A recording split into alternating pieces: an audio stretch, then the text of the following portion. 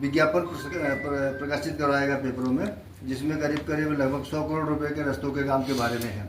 इसके बारे में कुछ बताएंगे, आपको जानकारी है कि महानगरपालिकेच्या कायद्यानुसार महानगरपालिकेच्या हद्दीमध्ये जिथे नियोजन प्राधिकरण महानगरपालिका आहे अशा हद्दीमध्ये कुठल्याही अन्य प्राधिकरणाने निमशासकीय प्राधिकरणाचं काम करायचं असेल तर त्याला महानगरपालिकेची NOC घेणं क्रमप्राप्त आहे।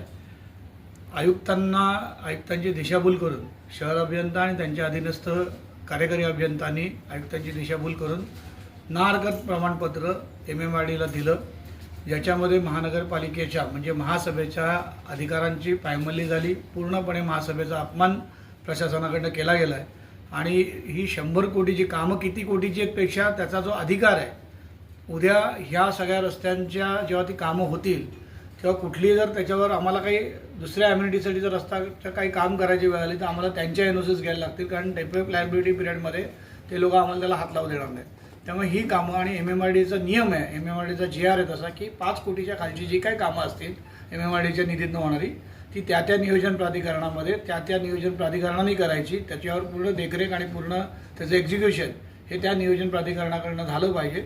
जे साधारणतः किती रस्ते आकडा रस्त्यांचा माहिती नाही, पण जी काही 100 कोटीची कामं त्याच्यात सगळे रस्ते जर बघितले तर कुठले 2 कोटीचे, कुठले 3 कोटीचे, कुठले 2.5 कोटी अशा रस्ते आहेत।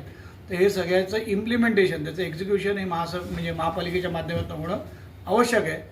हे महापालिकेच्या अखत्यारीत येऊ नये म्हणून परस्पर MMRDने तो निधी PWDला देऊन PWD हे काम करणार आहे आणि PWDने ह्या निविदा काढल्या आहेत, त्या बेकायदेशीर आहेत, त्या तात्काळ रद्द करून याच्यावर NOC देण्याकरता गणपतीच्या आधी सर्व गणेश घाटांवर व्यवस्था पुरवण्याचा आज निर्णय स्थायी समितीमध्ये झाला।